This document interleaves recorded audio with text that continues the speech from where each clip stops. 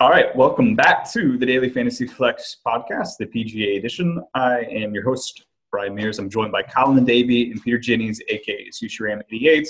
Thanks for joining. If you listen to our FanDuel, just short thoughts on FanDuel's new product. If you haven't heard that, you can definitely check it out in our feed, in our podcast feed on iTunes or however you consume our podcasts. We are also going to skip over analysis of last week's tournament just because we are doing a video on our lineups from the PGA Eagle. We did that last week and we did it again this week. So if you want our thoughts on ownership levels and just general thoughts about the Dean and DeLuca, go catch that video on YouTube. We're going to jump right into the Memorial Tournament. Just a couple quick facts. This is a tournament. Is the course is at Muirfield Village Golf Club in Dublin, Ohio. It is pretty long. It's almost 7,400 yards. It is a par 72. We have had some interesting finishes the last couple of years. The last 3 years have all gone to a playoff. William Gert, David Lingmerth, and Matsuyama won the last 3 years. Kuchar going back to 2013. And we do have some interesting names that lost in the playoffs, Justin Rose, Kevin Na. So should be an interesting tournament, an interesting course for sure. Colin, I'll kick to you. We'll just jump right into this tournament and, again, check our thoughts out on Dean DeLuca on YouTube. Colin, what sort of course is Muirfield? So this is a confusing one for me. All the literature, it's 7,400 yards, so it's long. All the literature says it rewards bombing, but I have this rating out as accuracy being the most important thing, mostly driven from the last 2 years where accuracy has really popped. So I put this as like minor weight to accuracy, and the only thing that's popped positive for the last 5 years is putting, actually. It's slightly negative on scrambling, pretty positive on putting. It's really weird to see such a noisy stat have a positive correlation like putting, but I'm going with an accuracy and a putting course, which is apparently at odds with the entire universe. Like, are you guys in the rational boat here? Do you think it's a bomber thing and I have just finally gone off the rails here?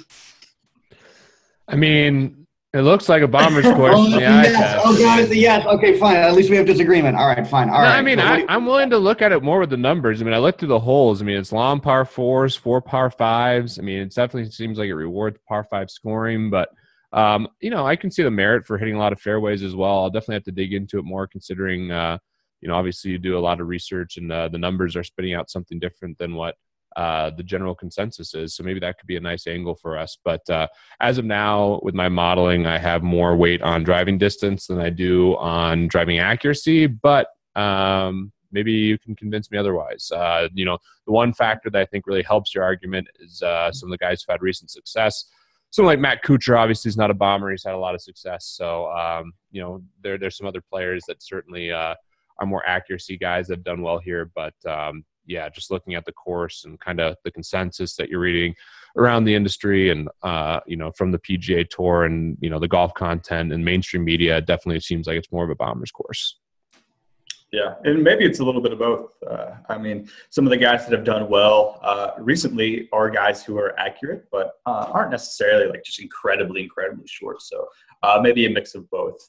We'll get into our thoughts more on course fit and guys that have done well here. And let's jump right into analysis of the players. We're going to keep it to mostly DraftKings, but as FanDuel continues with their new product and as their pricing comes out and we have a better idea on ownership and stuff, we'll incorporate that into the podcast. Starting out, it is a pretty loaded field here. We have Dustin Johnson at the top. He is expensive at $12K. Jon Rahm coming off another stellar finish.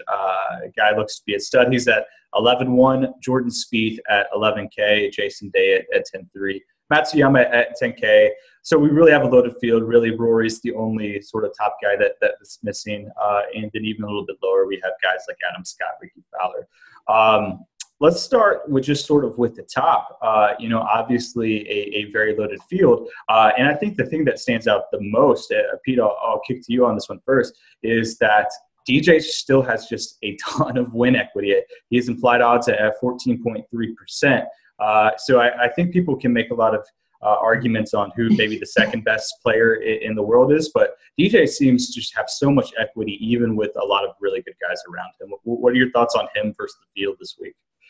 I mean, yeah, DJ is always going to have win equity the way he's playing right now. He has more win equity in my model based on the driving distance, which I guess I'll have to look into more. But only thing going against him in terms of his win equity is I'm pretty sure Jon Rahm is looking pretty nice right about now. So I might actually prefer Rahm at this point. An amazing round he put together on Sunday. Put 11 of his 18 approaches within 15 feet for birdie, just didn't really close with the putter. I did watch that entire round. He had 3 or 4 like completely lip out. Obviously, he's a dramatic player. He acted like every one of them should have gone in. But, yeah, Jon Rahm to me is looking like, a world-class player. One other little note, when I was out at Tiger Jam, it was really fun to go to Topgolf with Wesley Bryan, got to chat with him for quite a while. And, he had a lot of interesting things to say about different players and just kind of what he thought in terms of who he was bullish on. And the number one guy he was bullish on, who he thinks will be number one in the world at some point, was Jon Rahm. So I think that's a consensus among a lot of these guys on tour that he is just a total stud. And, I still like him with the price savings versus DJ. So DJ's great, has a lot of win equity, but still really loving Jon Rahm right now. Yeah, I think Bryan, to put a caveat, there may be debate on who's number 2. I don't think there is a debate on number 2. It's Jon Rahm by a pretty good margin, actually. Is there a debate of who's number 1? No. Yeah. That one, that is I approached that bridge too far a little bit last week, only because of I think it was the history angle. This week, DJ does have a little bit better. It's basically the fact that he's played this before and has done decently well. It's only the slightest bit of extra information where it's all right, I'd still probably take DJ over Rahm. Heads up. Fair enough. So let's talk ownership of these guys. I mean, obviously a very, very loaded field here at the top. Jordan Spieth coming off a really nice finish here at the Dean and DeLuca as well. We said Rahm put up a stellar Sunday round. Speith was just as good, not a little bit better, putting a Sunday 65. Just putted like crazy, average 25 putts per round last week. So he went back to his old putter, and it seemed to work out for him. So definitely a guy to monitor moving forward. Maybe a little expensive at $11K, but Colin, who are your thoughts on of these guys that are 10K or above, the top 5, if you will? What are your thoughts on just ownership breakdown? I assume that DJ will be at the top, but do you think Rahm will be semi close to him in ownership? Yeah, I do. I mean, depending on it, they're DJ still might have a little bit more just because there's so many names and recognizable names below 8, 7K that I think people, it's going to be easier to fit DJ in your lineup with all the value that you can find. But I think it is going to be they're going to be neck and neck going forward, just because they're both incredibly popular. So I think I have them really close right now. As far as the top end, I think the drop off is pretty start. I mean, I think after that, I think Speith's going to be the lowest rated of all of them, only because if you see Speith and Rahm right next to each other, I think people are going to prefer Rahm by and large. So if you want to get your ownership down a little bit more, Speith is probably the way to go. I have Jason Day is still the wild card to me because he had a resurgence, so there is the Jason Day is back angle, but he has the worst course history this week of anybody in the field. I don't know how that's going to play out as far as people looking at that, but that's the one that I'm going to have to figure out for sure because I could see him getting into a couple lineups. Mm-hmm. But it's really is it enough? Is it bad enough course history to that he can't win? You're wasting your top end on just someone who's not going to get there, or is just course history all an illusion? And people it's just anti-snow bearing. I'm only half joking on that. Yeah, I mean, it's tough. Pete, what are your thoughts? I mean, we've talked before that we all sort of like the strategy of you don't have to be contrarian up top. You can be contrarian with your value guys and a little bit lower. So maybe the plays, take the guys you really believe in, whether it's DJ or Rahm. But, Jordan Spieth, my questions are, do you believe that going back to his old putter that he might be fixed, in a word, and Matsuyama is a former winner here. Like, are you interested at all in getting an ownership edge with some of these other guys around them? Absolutely. I mean, I think, Day is interesting that Colin just talked about. I think a lot of people will gravitate towards Matsuyama with better course history and a cheaper price tag by $300. So I think Day actually could be lower owned. In terms of Speith, Speith did look pretty good, in this last tournament here, really fought back, thought he would potentially missed the cut based on how he was playing on Friday, then made 5 birdies to finish out his round and really finished strong on Saturday and Sunday.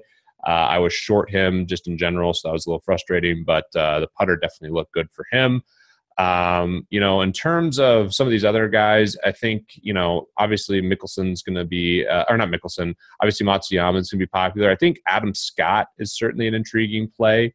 I bet he'll be somewhat heavily owned too, so differentiating these guys at the top is definitely going to be challenging. I think Kuchar is expensive, but people will still flock to him just given his history here. But, Koepka's another guy that I think people could flock to. So, at the top end, there's definitely a lot of really interesting options. And some guys who've been in that top end are significantly cheaper as well, which could lead to some balanced rosters. Someone like Ricky Fowler's only 8,900.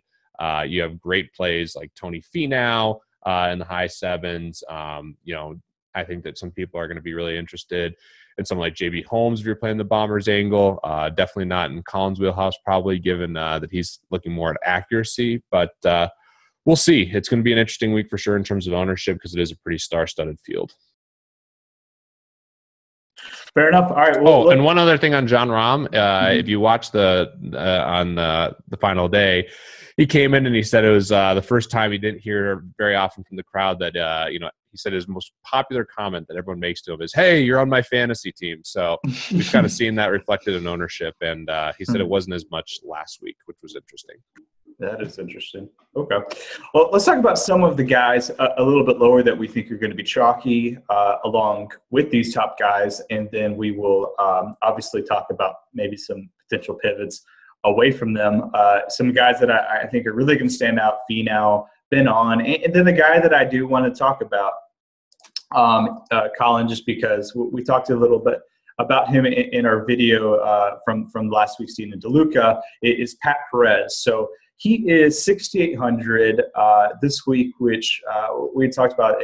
Pete mentioned it in the video that he thought Pat Perez was about 1,000 too cheap last week. And last week he was 7,600. Now he is 6,800, which is just sort of mind-bogglingly low. He obviously missed the cut last week, but he was really on the wrong side of the wind draw, really brutal tee time. So, Colin, I'm curious, like in basketball, sort of analytics thing that people are doing now is, with the Sport View camera, you can see how close a defender is and, take a player's average at a particular point on the floor, and you can sort of create an expected shot efficiency.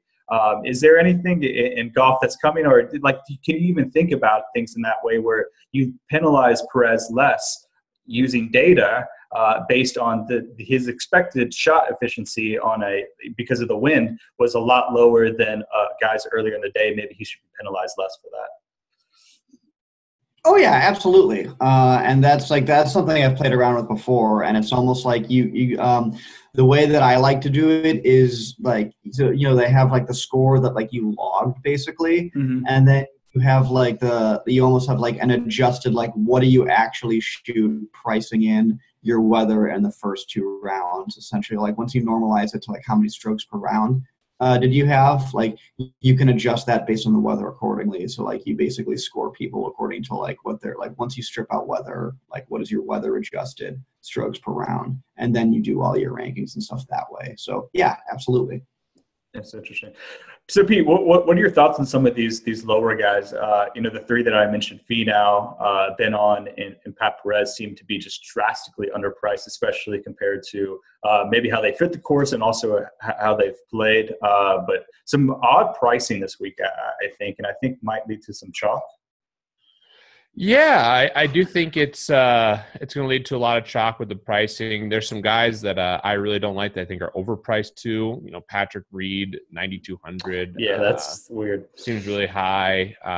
You got some other players that are pretty expensive. Then you have really cheap players. I think Mark Leishman could garner quite a bit of ownership. We talked about Tony Finau, who I think is going to be really popular. I think Byung-Hun An could end up being popular depending on how well he's touted. I think that's another really interesting one.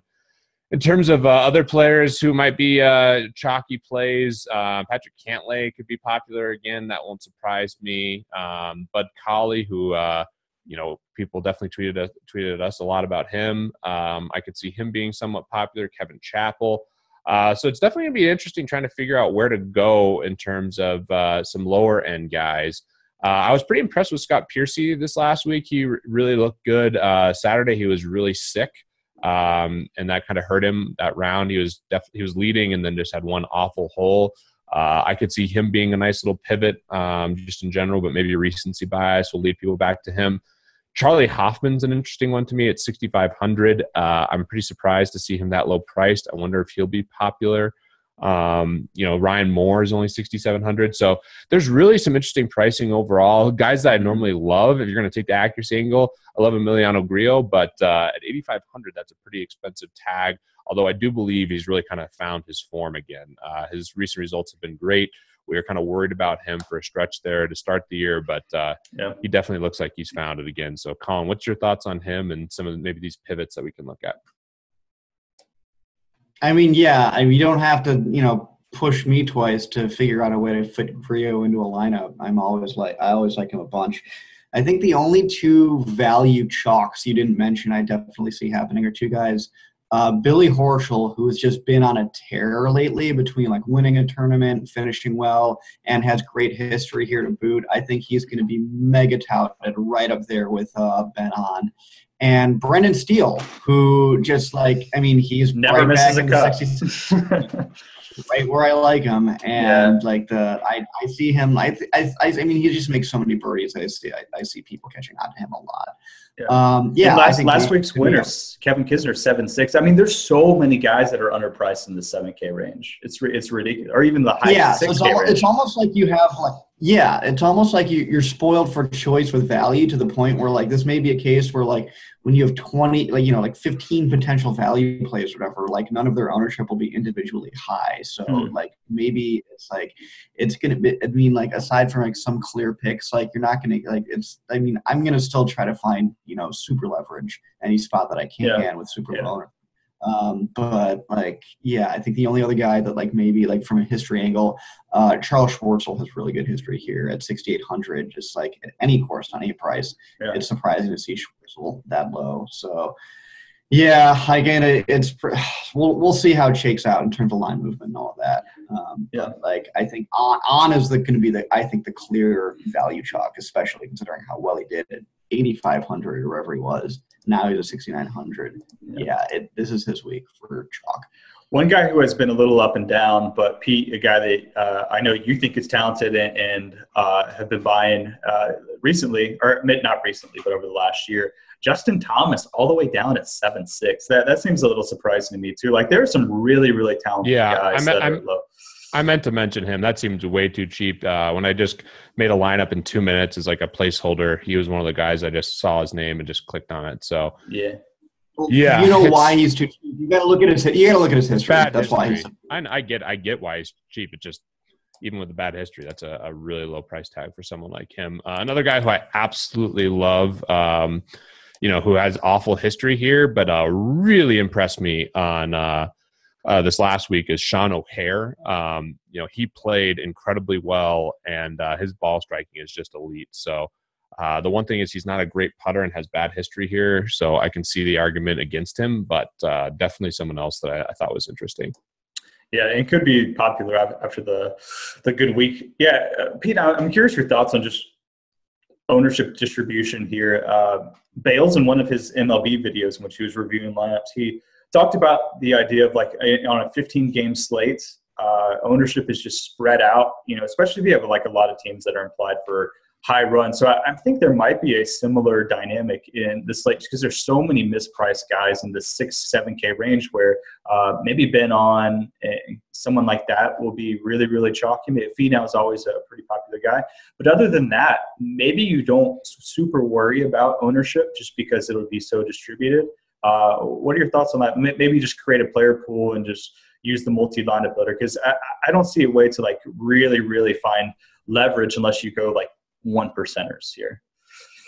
Yeah, I mean, it's going to be interesting. The ownership will be a little more spread out with so many good players, but definitely still going to be important to find leverage. I think some of these guys who not only might be mildly popular given their price might be really low owned. So that's kind of where I think the leverage is going to be. You don't have to go totally off the board, but just slightly off this week because of how many options there are and how many mispriced guys there appear to be. I think you might find quite a bit of leverage there. So should be a great week. Definitely a fun tournament, and we're getting close to the U.S. Open as well. So it's exciting times in golf. For sure.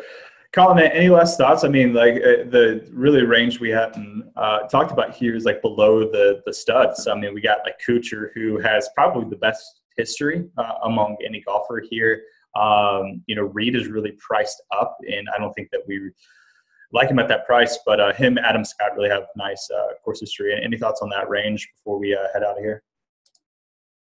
No, I think like the top class is still pretty much a cut above. I think like arguably you need people like in the 10K and above range to get enough win equity. I mean, all those other guys are interesting in terms of their like depressed price, but no, I still think they're like a cut above. I'm not too interested in the high 8 to like high 9 range, to be honest. My question, and we had talked about it on their lineup review podcast a little bit. Are you guys going to roster Stricker or not? No. We covered it in depth. He's a good putter. He's a good putter, but as of now, no. Maybe I'll be convinced otherwise if I can buy into your accuracy thing a little bit more. But yeah, par 72 for par 5s, it's going to be tough for him. But the putting, I can if you're going to take the putting and he does have the extra motivation, so maybe there's more merit than I'm giving credit to right now. Yeah, it was a weaker field, and last week he had the wind angle along with the accuracy angle, so definitely less intriguing this week for sure. So many golfers to take a look at. We have had a lot of content already on PGA. We'll have a written breakdown, obviously, and we spent about 10 minutes so in your feed.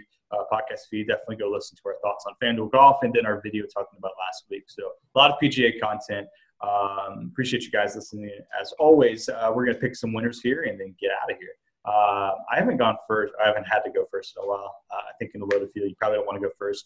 I'll go first. Colin, you want to go second? We'll give Pete. Yeah, I'll go second. Yeah, that's fine. Okay. I'll go DJ. Yeah, of course. I'll go. Yeah, I'll go Rahm. Yep. I'll go Matsuyama. And where are we going? 9K or less? Yeah. Yeah, give me Ricky Fowler this week. Oh, I'm taking Grillo. I can't not do it. I know. I was tempted to take him, but whatever. Yeah. Taking Grillo. All right. Under 9K. I will go This is tough here. I'm gonna go Justin Thomas, despite the bad history. He's a young guy. He can turn around. He's got distance. All right. I'm a believer in JT. All right, guys. Thanks for listening. As always, good luck this week in the Memorial Tournament, and we'll talk to you guys next week.